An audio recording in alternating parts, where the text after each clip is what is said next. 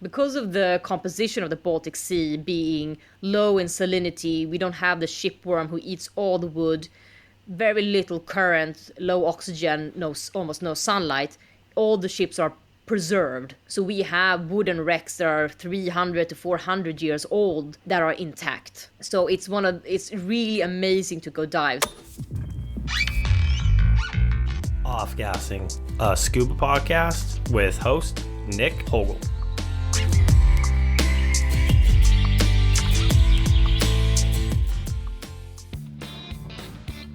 As you find yourself at the end of the cavern zone, you will be greeted with a sign that says stop.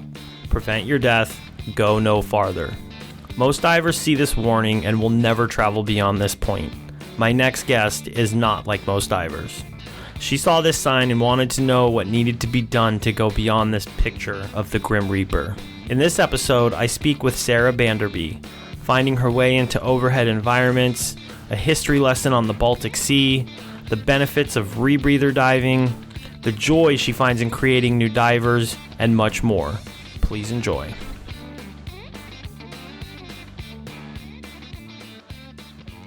Sara, how are you doing this morning for you, correct? Yes, it's morning now, about 9:30 for me. I'm a bit tired, actually, to be honest. Yeah, I had a bad dream this night, so I woke up in like complete horror. But other than that, I'm great. How about you? I'm good. I'm just kind of basically halfway through the day.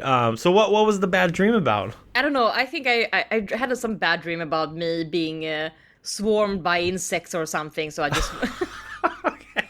I don't know where it came from, but it was just like my brain was just like, we're just doing this night, Sara, and I was like, okay. Okay. I didn't get to decide. But yeah. But otherwise, I'm good. For sure. Okay, awesome. So let's dive right in. My first question I always like to ask is, tell me about how and why you got into scuba diving. Tell me about that whole experience, that first class, what led to it. Right. Okay, so when I was very, very young, I was growing up in the Swedish archipelago. So outside of Stockholm, where I am in Sweden, there are the archipelago consists of 10,000s of small islands. So I was always like swimming. I usually say I knew how to swim before I could walk, because we were just doing that every day. But I didn't think about that as much. Diving was not in my head at that moment. I just loved being in the water. And then we went to Mexico for vacation when I was about 15. And it was actually my mother who was like, yeah, shouldn't you, like, there's a guy in the pool with some funny equipment. Are you sure you don't want to try that? And I was like, okay, not really convinced at all. And then I did it, and it was like, okay, it's not horrible. And the guy was like, okay, but you know what? If you try in the sea, you're gonna have much better time. So I was like, okay, still not convinced. And then jumping in the water, it was chaotic because you have no buoyancy control, you have no idea what's going on. You just know you have to follow this dude. But it was definitely the most amazing experience I had. It's like I was listening to Jo before, and she said, like, you remember the first dive, and I completely agree. I usually say one of the best dives I ever did was that first dive. Even though the trim was awful, the buoyancy was not there, I had so much fun. I probably breathed down that tank ridiculously fast because I was so excited.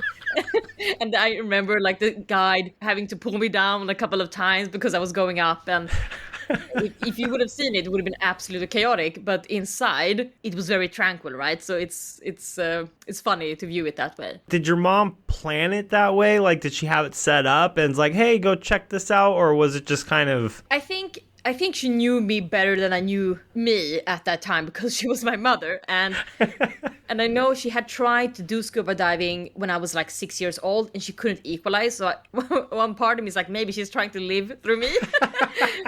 Experience that. And she actually, me and my little brother. So because me and my brother was both on this try dive. So it was like twice the chaos.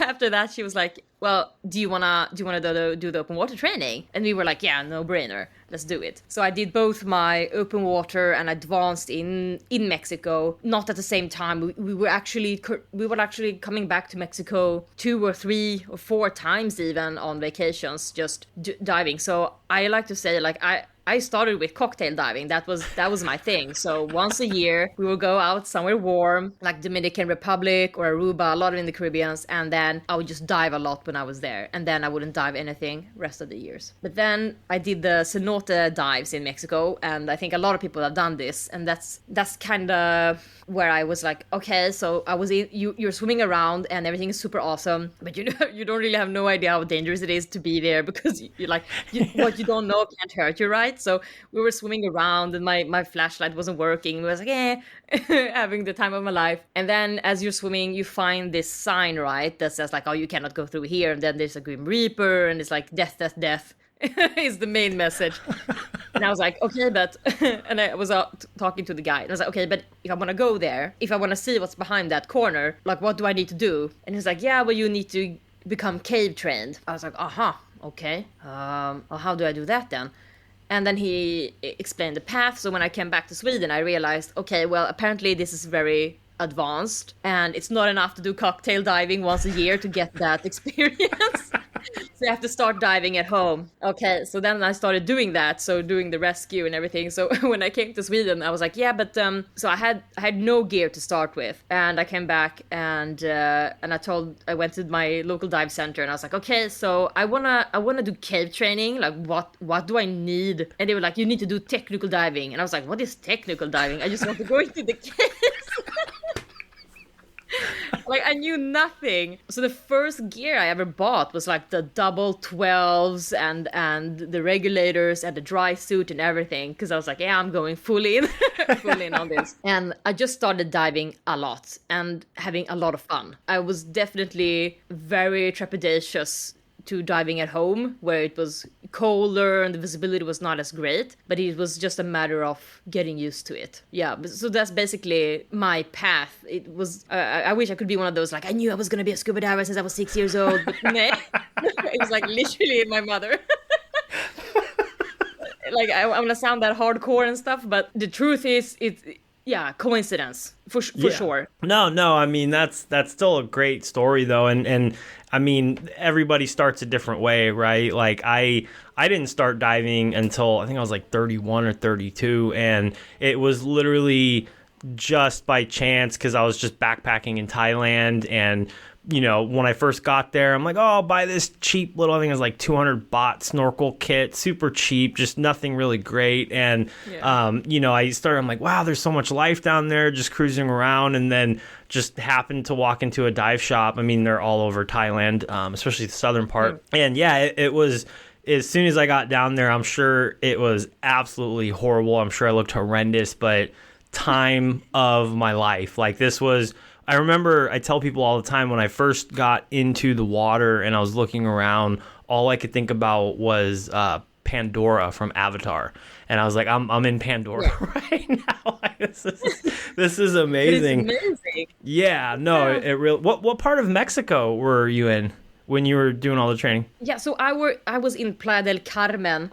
So we were always going to Cancun, and we were living in these hotel complexes in Playa del Carmen. So yeah, the Riviera Maya. I was never in Tulum. I was in Akumal. Yeah, so that was pretty nice. And I was in the Dominican Republic as well, diving. So we had our spot, and we were just like safe and cozy family time, just going to the same spot before. So I was at the same dive center every time I visited. Then I decided to stay home and do the training, and then, you know, all the money that might have gone to the Mexico trip was going to all that expensive equipment at the time, because that was the first like hurdle to overstep. Like, okay, I know what I want, but the equipment isn't cheap. The dry suit is quite a big buy-in compared to, like, I need a wetsuit, and then like, okay, I need a dry suit, and they're usually definitely a lot more expensive depending on what brand you're using and stuff, especially if you want it new. So how did you find, when just kind of happening to come across the technical side of it, how did you take to the training? Because it could be pretty strenuous for somebody that's not really used to it. Yeah, so when it came to the training, like, I've always been a person who have had, in life, I plan a lot ahead, right? So in my head, I can have a strategy for, like, okay, this is the end goal, so how am I gonna get there? So the end goal was, like, getting cave or mine certified. And then I had, like, okay, these are the courses I need to do on the way, and then like finding instructors to train you and what the requirements was. And this is depending on what instructors you've had along the way. So for me, doing the technical dive training has been a bit of a roller coaster, actually, in terms of, I don't know how to say, difficulty or... So to start with, like, full transparency, I'm always like the worst in the course. I'm always struggling. I'm always struggling the most with things.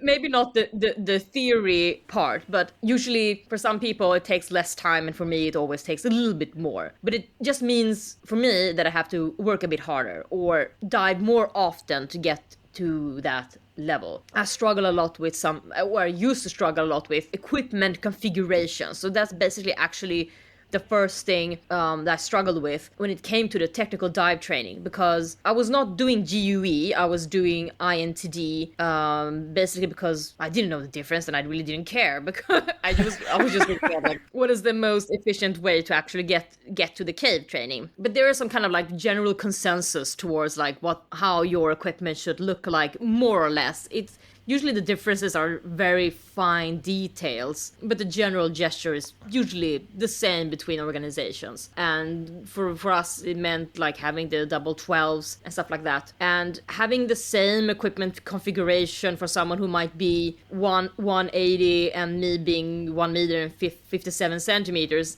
is not going to work the same. I'm going to have other issues. And the same thing goes with people who are ridiculously tall. So I always had to work extra hard to make things work. So that's what I mean when I was saying I usually struggled a lot with things, mainly reaching stuff. That was like the number one problem. But the theory part and everything like that was never an issue. And then going into the rebreather training, so at some point during my plan, which I had meticulously put up, I was learning about this rebreather thingy. I was like, what is that? And started reading up on the theory and the principles of it. And I realized, okay, that's actually a much better tool to have in overhead environments than the double or the OC configuration. Now, some people might argue against me, but I was going after very simple metrics like time. Yeah. Like how much time can I have? And especially when it comes to like not disturbing the environment as I progress through it. At that point I was like, okay, I have to do the rebreather thingy. I have to get the rebreather. And I started doing that training as well. And for me, I found it easier to dive the rebreather than the open circuit. I think mostly because I had maybe 150 OC dives before I went to the breather.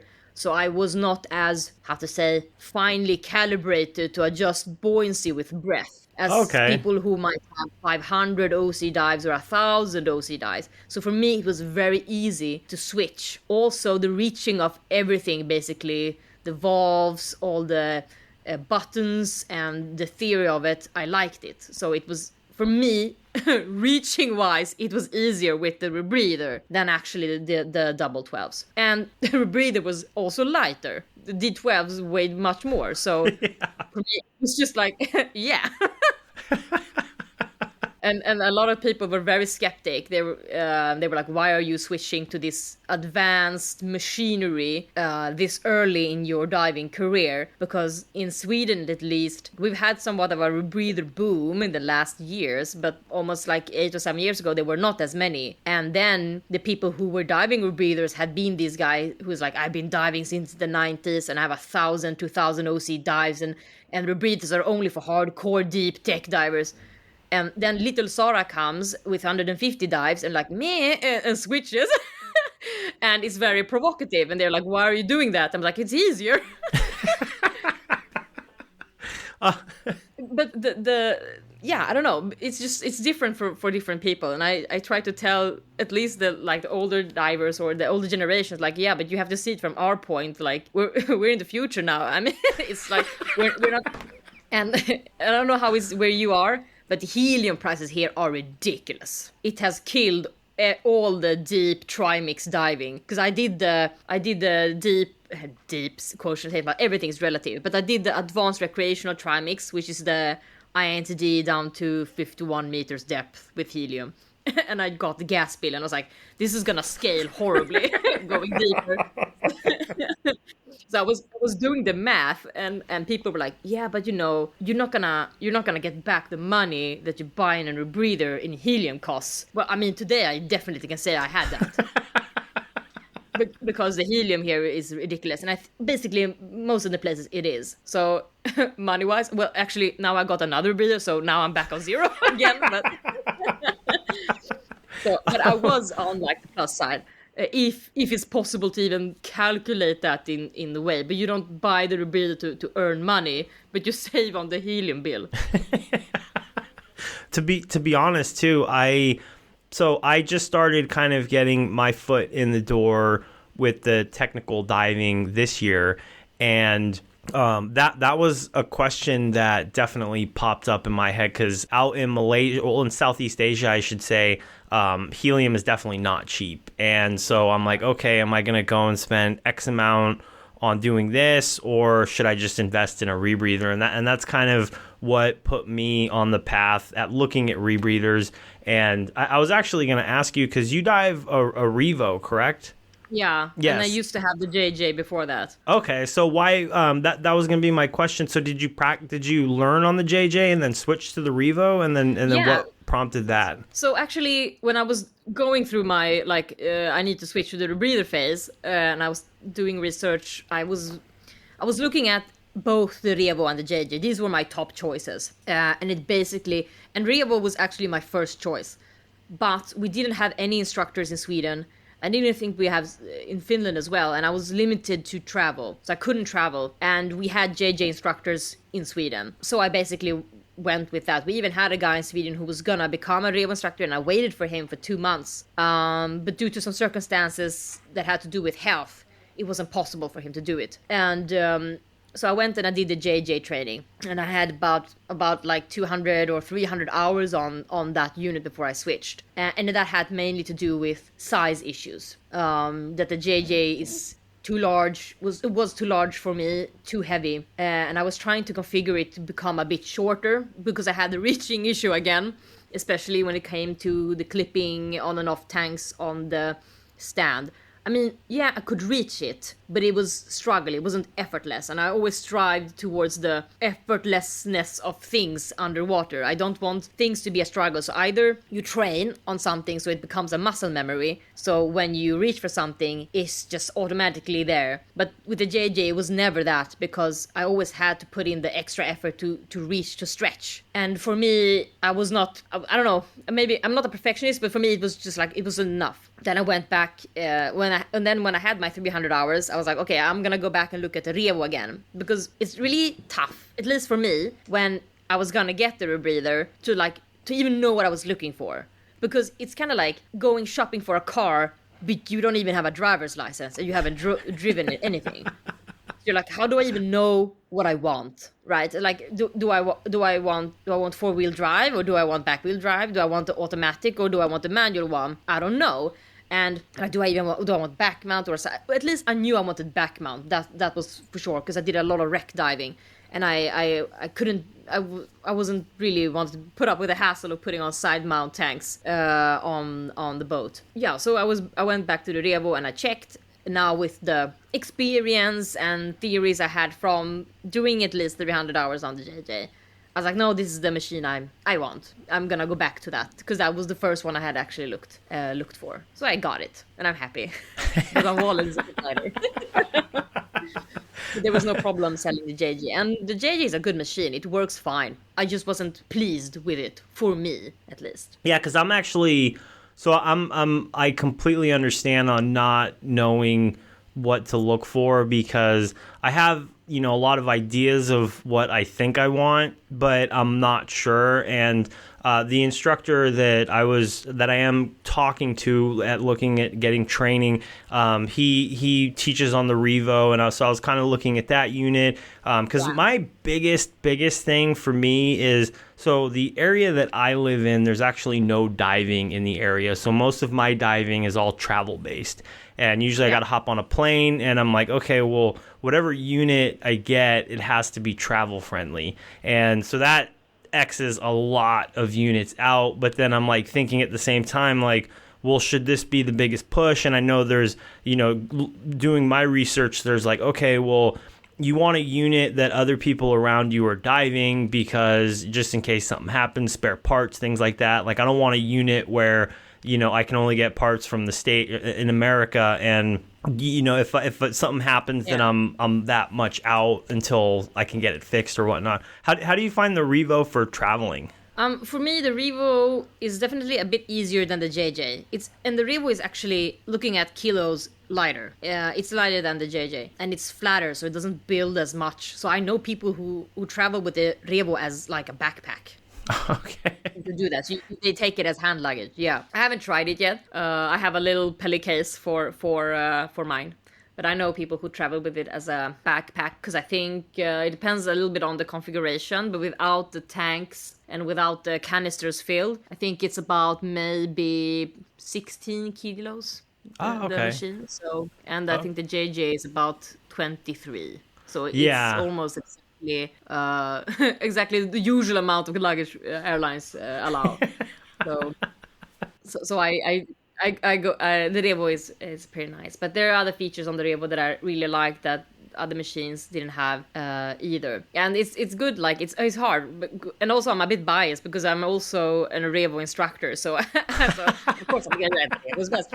But also I'm gonna be like completely transparent and honest here. If you look at all the back-mounted rebreathers, or the side-mounted rebreathers, or the chest-mounted ones. For me, the chest mounts are out. Side mount maybe as a bailout rebreather. But the truth is, I know a lot of people have a lot of anxiety towards like choosing their first machine because it's almost like a make it or break it moment. But the truth is, the principles of all the back-mounted rebreathers are almost basically the same. It comes down to details of the machine that in the beginning, if you haven't really done a lot of hours on a unit, you don't know whether you will like or not. And I try to tell people who are just like, oh, I don't know what to choose. Choose something. I mean, the rebreathers of today are really well made, a lot of them. And it's very unlikely that you're gonna buy a unit and just be like, I absolutely hate this machine. Not only because you try to tell that to yourself because you just paid a lot of money and you don't want to realize that you did something wrong.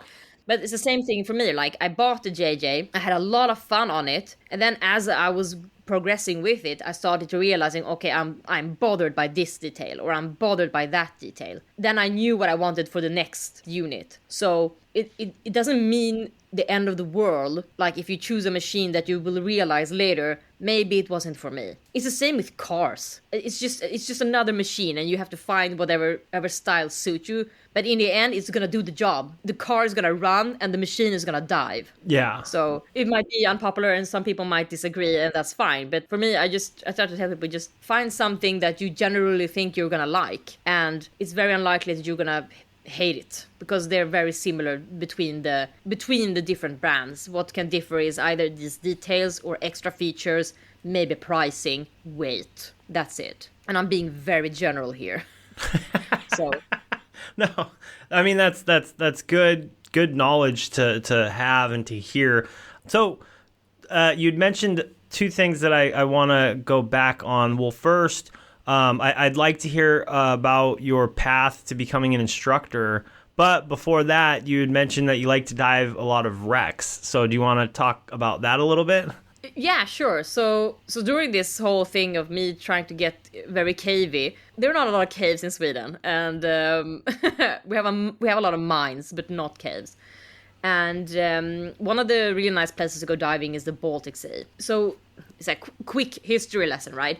So people forget, at least, I don't know if your listeners are all over the planet, but the Baltic Sea is this vast amount of water area that is being engulfed by the Baltics, the Russia, Finland, Sweden, Denmark, Germany, Poland, right? And during the history going thousands of years back, Baltic Sea has been one of the most prolific battlefields we've ever had, and also trade routes. So it stands to say there has been a lot of wrecks or ships that have gone down, either by storms, by tragedy, or purposely sunk. Because of the composition of the Baltic Sea being low in salinity, we don't have the shipworm who eats all the wood, very little current, low oxygen, almost no sunlight. All the ships are preserved. So we have wooden wrecks that are 300 to 400 years old that are intact. So it's really amazing to go dive. So that's why I was doing a lot of this, trying to show all these wrecks on social media, just like, because there was always this like, there's nothing to see in the Baltic Sea. But I mean, no, you're not gonna see mola molas in the Baltic Sea, but you're gonna see some you're gonna see some really cool steam engine ships, battleships, submarines. We will have Viking ships higher up in the Sweetwater lakes, because the Baltic Sea is it's not freshwater, it's brackish, so it's something a little bit in between. So it's really nice to go wreck diving there. Especially in the archipelago, where it's usually protected from wind. You have larger ships further out, but there you're more dependent on it not blowing too much, because otherwise it's going to be like the vomit comet on the way out. But there's some really nice wrecks. It's really cool. I haven't dived in the Baltic Sea on the Polish side or the Baltics or the Finland side, mostly in the Sweden side, and we have a lot of old wooden wrecks, and we were fighting a lot with the Danish as well. So outside of Gotland, there's a lot of old battleships with the cannons and everything, and also from the First and Second World War, there's a lot of wrecks remnants there. It's really awesome. I can I can highly recommend it.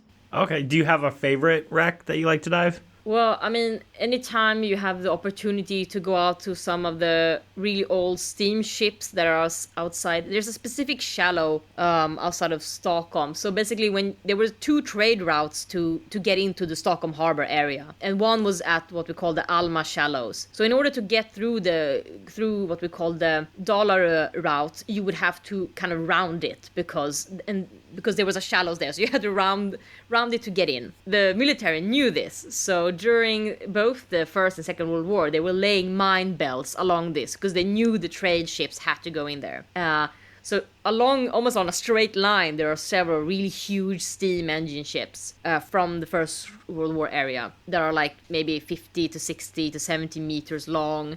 You have all the decks, all the brass and everything is still there. It's really cool to see, because it was a horrible time to be a sailor at that time, because they knew there were mines laying there. So basically what the sailors did was they would sleep on deck, and they would have the life raft boats already deployed on the sides just in case, and then you would have lookouts because they were floating mines. And then there's this ship called Para, which is one of the favorites, where the lookout is looking, and he says to the captain, okay, there's a mine there. So what the captain would do, you would shoot the mine to get rid of it. And as he's shooting that mine, they hit another one in the mid cargo hold, and she just basically breaks in half, and she sinks like in less than 1 minute, and no one died. Oh wow! So it's one of the favorite wrecks, because there's also like somewhat of a happy story to it as well. But yeah, so those ships are amazing, really, really cool. Okay, what are the? I'm obviously assuming or thinking it's definitely cold water diving, but what are the conditions like in the Baltic Sea? It can really depend and vary where you are, and of course the time of the year. So generally it's cold. I think the definition is like anything below 10 degrees is cold. The deeper you yeah. Yeah, I'm not gonna sit here like I am a cold water diver. I'm not gonna sit here and say like 8 degrees is super warm. That's a lie. If someone says that and they're a cold water diver, they're just trying to show off. It's not hot, right? It's so silly. They're like, yes, 8 degrees is so hot. I'm like, really? So why are you wearing that heating vest and 2 batteries? If it's that hot. You have to have some kind of like self-realization, and so it is generally cold, which is one of the reasons why everything is so well preserved. On the surface temperatures, it can definitely be a lot hotter. It can be almost up to 20-25 degrees. And we can easily have maybe 11 or 13 degrees on hot years, almost down to like 40-45 meters. But at some point, you're going to hit a thermocline, and then there's going to be like 4 degrees. In the wintertime, it kind of reverts, right? So in the bottom, it's hotter, it's 4 degrees. And as you go up, is closer to 0, which makes the decompression horrible and an absolute pain. It's like, it hurts your face when you go down and it's 1 or 0 degrees in the water. And in really, really current areas, you can have like -1 degree. Oof. It's possible, and it's yeah, it's horrible. So generally it's cold. It can be dark. It doesn't have to be. It's not going to be as light as you going to Croatia and the sand bottom is just white. You're not going to have that kind of lighting, but you can definitely have on really good winter days. You can have like 30 meters visibility, and you can have like surface light. I've had surface light down to 60 meters in the Baltic Sea. So it's not true that it's generally really bad visibility and really dark, but generally yes, but not always. And the visibility can be amazing, especially in the winter, but that's also when it is at the coldest. And sometimes also as you go deeper, you find that the visibility improves. Also not always. At the end, it's like you get what you get. You have to actually go down and see what you're gonna get. It's very hard to predict anything. Okay. So tell me about, like, when did you know that you wanted to become an instructor? Well, for me, it felt like a natural progression because because I like diving so much. And I was like, yeah, everybody should know how to do this. I'm gonna train people. But I was also kind of invested or I felt that, okay, so this is fun and I love it. And the people I train are potential dive buddies in the future. So just kind of like growing the community of divers, even though they might not even want to dive in Sweden ever again. Because sometimes you can do what you call the referral. So you do all the pool and theory here, and then they do the other dives, the outside dives somewhere warmer. And I don't have anything against that because I started out in the warmer waters as well. Sometimes you almost hear this discussion like, oh, you have to start in the cold, blah, blah, blah, blah. Otherwise you're not gonna... It's not true. You can start somewhere warm and still do really good... You can become a really nice, cool, good cold water diver. So that doesn't mean it's like you can never ever dive cold. So just training them was really fun to see, and just like, seeing people have that same experience I had on the first try dive, right? Because some people do the open water course and they haven't even done a try dive. They're just like, yeah, I'm gonna go to the Maldives soon, so I heard this diving is something, so I'm gonna do the course. And seeing them have that, like the joy and the sparkle in their eyes when they come up for the first time is like, I don't know, it just, for some reason, it's very pleasing to see. I'm not sure why. Is it like, I just like empathically feel their joy or something, but it's really fun to see. So I really like trying to give people that experience. And of course, some people struggle, and then trying to help them, because as I said before, I also struggled a lot. Like doing the mask on and off thingy was the worst thing I ever knew. I was so bad because I couldn't stop breathing with my nose. I was snorting the water all the time, and I was so bad, and so I had to go home, and I would put on the snorkel and put my head in the sink because I didn't have a bathtub, and just try to breathe through my mouth, just like trying to shut that thing off. So I've noticed, like in the students, sometimes they have the impression like, yeah, but the instructor is supreme. The instructor knows everything and does it flawlessly. I'm like, yeah, for sure. Somewhat, and also it didn't look like that when I started. Like, because sometimes the students they're looking and they're like, oh, it has to look like this, and then they get super stressed over the fact that it doesn't look like that. I'm like, yeah, but what did you expect? It's your first dive. You know how many times I've done this. So sometimes people lose perspective, and then it comforts them to know, like, yeah, but I also struggled. The mask thing is one of the most common thing ever, and it doesn't mean you suck or have to stop diving. You just take your snorkel, go back home, be in the bathtub. Because I tell them, like, because on the surface, if I tell you to breathe from your nose, you know how to do that. And if I tell you to breathe from your mouth, you can control that. So now you just have to do that underwater. So it was really fun to train. And then that was just open water part. And then because I really love the rebreather diving. I think it's an amazing experience. So you don't have to do, and I know people disagree with me on this. For me, I don't think you have to do 100-meter dives or deep cave dives or far in mine dives to get the benefits of how to dive a rebreather. It's another experience to be underwater with the rebreather, like having the silence. That's one of the things people talk about a lot, like, oh, the silence. But it doesn't mean it's quiet. It just means I can hear everything else, right? So I remember on one of the first course dives on the JJ, which was also, by the way, I was looked horrible. I was dragging like an anchor throughout the whole bottom, so there was no buoyancy. There was no trim. It was just like me and the anchor. And I was shocked because I was like, oh my god, I bought this reader. I suck so much. Laying there on the bottom, trying to find some kind of hovering. I was like, what is that noise? And I just look around and I can like literally hear the crabs walking over the sand bottom. Oh wow. I was like, what? You can hear these things? And I can hear my buddies talk. I can hear the boat engines. Like I can hear which one boat is my boat because I recognize the sound of that engine. And I can hear the fish eating on the reef. I can hear the seals underwater. So it was just like, it almost felt like becoming, I don't know, cliche-ishly one with the underwater world. It was just another experience. And then relating to the cold part, because that gas is being recycled in the rebreather, it's not as dry or cold as if you were breathing from a tank. So you never have that dry mouth thingy when you jump off. So for me, I was actually able to do a bit longer dives in colder waters because I was not losing as much water or heat trying to heat up the gas going into my lungs because it was being recycled. It was just amazing. And then just like, being that, I love the weightlessness feeling that you have both in OC and closed circuit. But the fact that you can just keep breathing as you usually do, like me now inhaling or exhaling is not making me go up or down. It was just like, it feels so solid when you find that hovering point. It's like nothing can make me go away from this. So sometimes I just hang.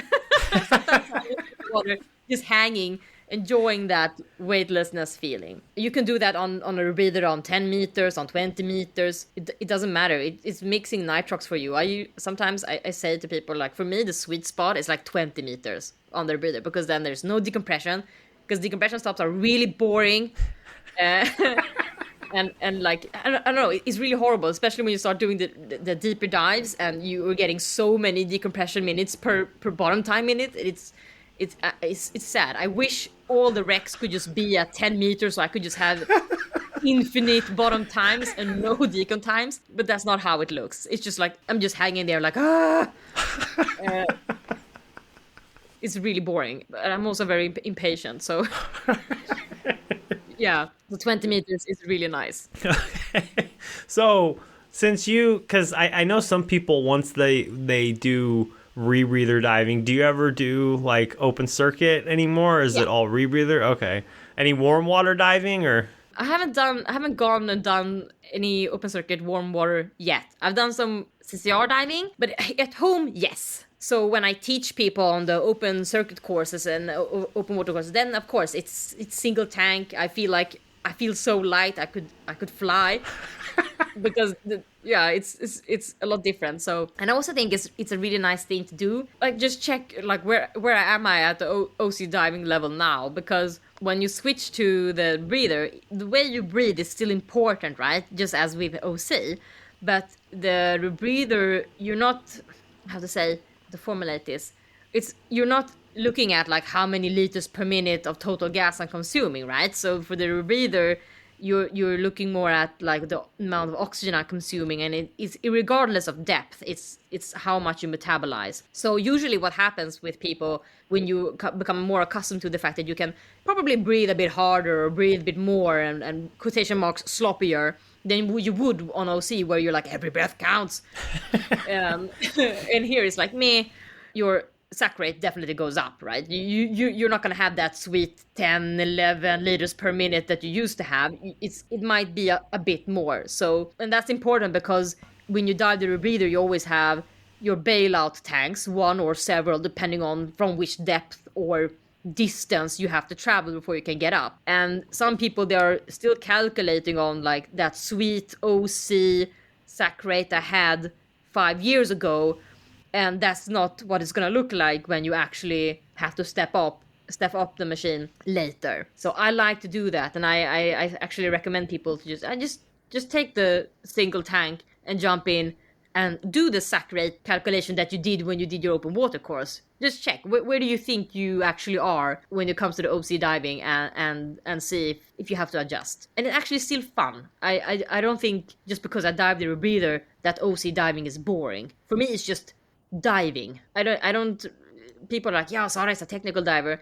Nay, I'm a diver who does technical diving, but I also do recreational diving. One doesn't have to exclude the other, I think. But when you start learning the rebreather, of course, it's good to stay on the machine just to get that muscle memory cemented and everything before you start stepping off again. Because if you switch too much in the beginning, it might be hard to get that routine and muscle memory fixed in. Basically, it's like that for basically anything. It doesn't have to just be diving. Okay. Yeah, because that's actually something that I have heard before, is that once you start on the rebreather, to give it, X amount of hours before you end up switching back, just to build that muscle memory. And it's, like I said, it's definitely something that I'm looking into, and it's something hopefully in the near future, but we'll see what happens. Is there any other units that you would like to try? I mean, I really like rebreathers, so I would like to try all of them. Or, yeah, I would have actually liked to try the Megalodon. But we have no instructors here in Sweden. I think it's an American machine, I think, so it's hard to get, at least here. But that one I would have actually liked to try. I'm definitely more of a back mount girl. But I would have liked maybe to try the T-Rev, the side-mounted one. Yeah, but there's a lot of nice things to try. It's almost like going into the candy store, I think, when you start looking at all the breeders, right? Because I mean, you can still have one unit and you love that unit, but you can still appreciate the other unit. It's like, just because you have one type of car doesn't mean all other cars suck. You can still appreciate like the design and how some rebreather designers solve certain problems. There are really, really clever solutions, and how other people have done it. And it's just fun to see the differences in the engineering of the actual rebreather. So, and I think Jojo, she dives the XCCR. I could have liked to try that one as well, actually, just to see, because it looks nice as well. But my wallet is unfortunately not infinite, so can't get one of each of them. No, definitely, and like you were saying before, it's hard to choose because it is such a big investment, and then also when you don't know what you don't know, it's kind of like, I'm just going off of what everybody says. So no, I definitely thank you for the good advice. You've had some really good pieces of advice, and so there's a few more questions I wanted to ask you, but I think I'll save them because I hopefully will get you and Jojo on a round table so I can hear more about the cavettes. But I actually really look forward to that. She was an amazing person to talk to, super, because I'm excited to hear about how you two met and everything. So we'll save that for another podcast. So I'll end with some closing questions. I usually like to ask, what is some advice that you would have for newer divers, but I almost want to say, maybe from somebody, from my standpoint, someone looking to get into rebreathers, and I think you've kind of explained some of it throughout this episode. What are good pieces of advice that you can give to someone, maybe getting into rebreathers or just kind of early on in that path? Oh, there's so many things to say about that, and there's also a lot of like, if you go online, you can find a lot of artists like 5 things to think about with the rebreather. There are a lot of there's a lot of these tutorials. Things I would say to think about is maybe something, and I can only relate to how I was looking at, because I had also this, I'm gonna look at what everyone else is diving, and I will choose that. So that was actually one of the main reasons of choosing the JJ. If the majority of the population that dives do not look like you, and I don't mean like if he's a woman or a man, but like if I look at the general population of the divers here in Sweden, they're not as short as me. So just because it works for the majority of the population, it's not guaranteed it's going to work for you, right? So while it's a good thing to find a consensus, because you can get a lot of information and you can get a lot of help if the community around that rebreather is large, that's really good. But if the majority may or may not have your, like, it's the same thing with people who are like 190 or 2 meters. They struggle with back pains because the rebreather is too short. And for me, the rebreather was too long. And also now with all the social media and Facebook and everything, it's not hard to find that other community of whatever brand of rebreather you're going to dive and get that advice. And also when it comes to spare parts, it's a lot of the how to say, manufacturers that can easily provide that for you. So I would be, at least for me, I would have, maybe someone could have looked at me, because what happened was when I was diving a lot in Sweden.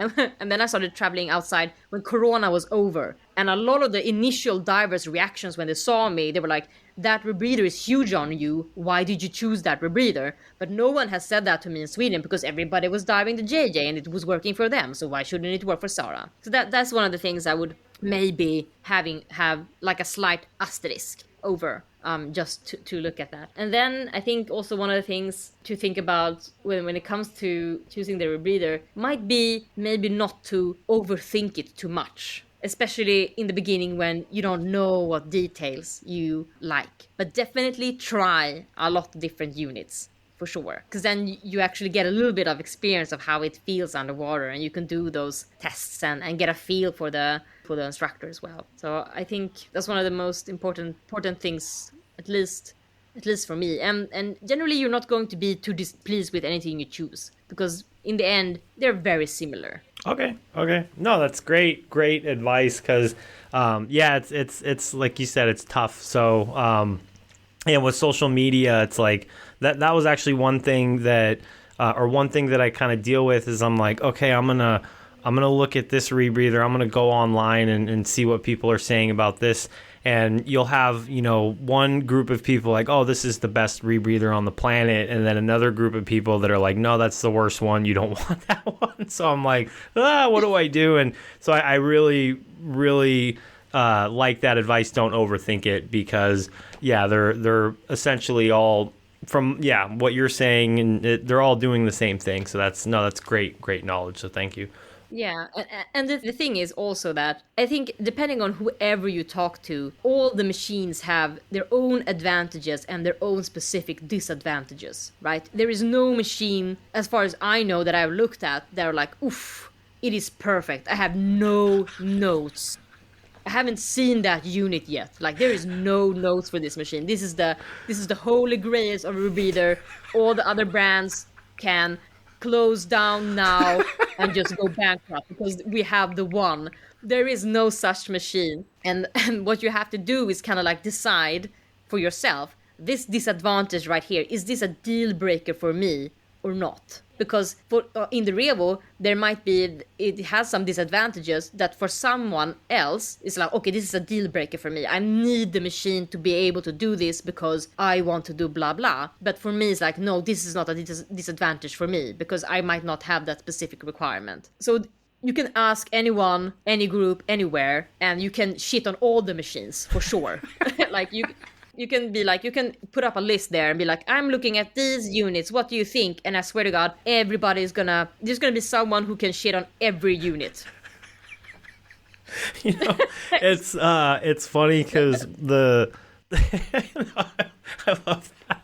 Because I don't know. Do you know who Mark Crane is? He's a Revo instructor as well in Bali. I know of him, but I've never met him. Okay, so he has the funniest saying about rebreathers. He said, if you can show me a perfect rebreather, he's like, I will right now go show you Moses in the burning bush. He's like, literally, I'll go show it to you right now if you can show me a perfect rebreather.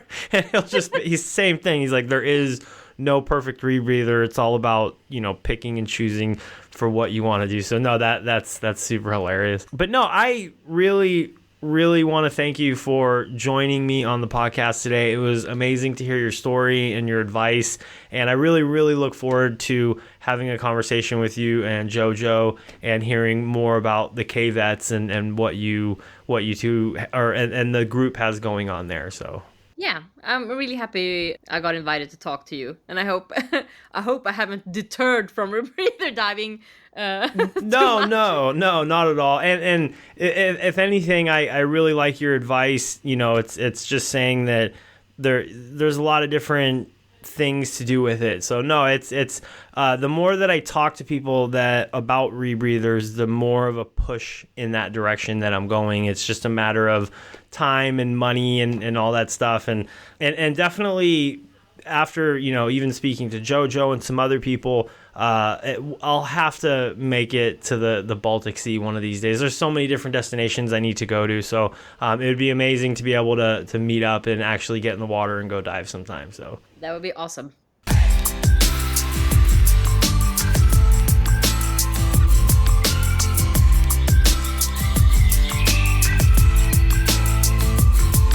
Off Gassing, a scuba podcast.